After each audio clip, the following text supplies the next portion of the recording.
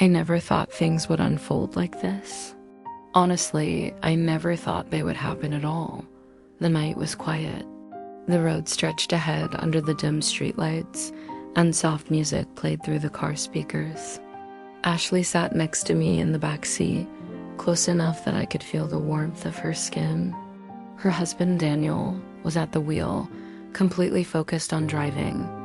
What started as a casual dinner among friends had turned into something else, something filled with charged glances and lingering touches that didn't feel so innocent. Under the table, Ashley's hand brushed against mine. I should have ignored it. I didn't. Now, in the car, her fingers grazed my knee, slow and deliberate. I froze. My heart pounded. She let her hand rest there, as if daring me to react. I looked at her. She was smiling, eyes gleaming with something daring. I should have pulled away, should have pretended none of it meant anything. But when her fingers moved a little higher, heat bloomed in my chest. She leaned in, whispering, "Relax, just enjoy the ride." Daniel chuckled up front, unaware. "You two get back there?" Ashley answered with a playful smile. "Yeah, babe, just talking about the night." I tried to focus on anything but her hand. But then, boldly, she slipped her arm around my leg, gently parting my thighs just enough to make me breathless. I glanced at Daniel, still clueless. Ashley's fingers moved in slow, teasing circles. Her touch was light, but it felt like fire. I pressed back into the seat, struggling to keep my composure as her breath brushed my ear. The tension was thick. Every movement, every glance made my pulse spike. Daniel's voice cut through again. "Want to stop for anything? There's a gas station up ahead." "No, we're good," Ashley answered smoothly, like she wasn't slowly unraveling me in the backseat of her husband's car.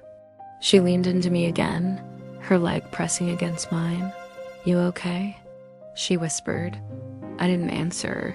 I didn't know if I was. All I knew was that she knew exactly what she was doing. Her hand traveled higher, her voice soft and teasing. "You're so tense," she whispered, "just like me." I muttered it was just the cold. She laughed softly. "Sure it is." Her fingers skimmed my neck, just enough to send another shiver down my spine. She leaned in close again, voice low, intoxicating. "I'll warm you up." Before I could react, Daniel returned with the ice cream. She pulled back smoothly, taking her cup like nothing had happened. But then, under her breath, she murmured just for me, "Too bad I don't melt as easily as ice cream."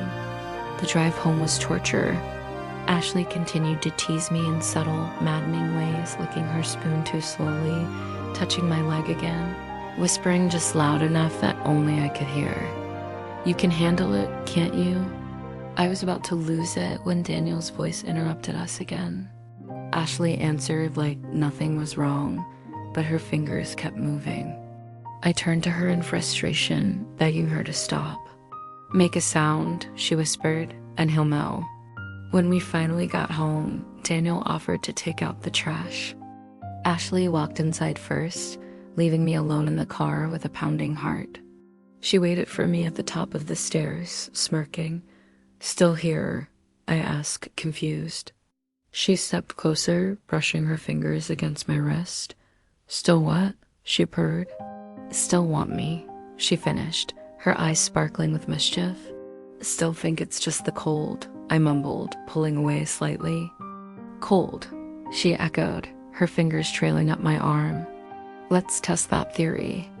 Before I could respond, she pressed her body against mine, sending shivers down my spine.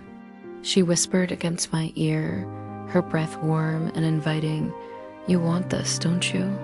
And in that moment, I knew she was right. I did want this. I wanted her. "You do," she breathed, her lips finding mine. And just like that, the night exploded into a whirlwind of sensations. Her kiss was electric, her touch set my skin on fire. It was everything I hadn't known I craved. But amidst the passion, a part of me screamed for air, for control, for sanity. And then the door opened. Daniel stood there, frozen, shocked. Ashley didn't flinch. "Daniel," she said calmly. He stared at us in disbelief.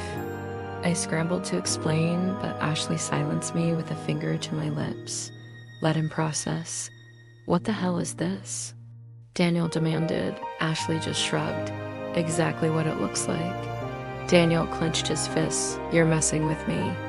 Ashley smirked. "Do I look like I am?"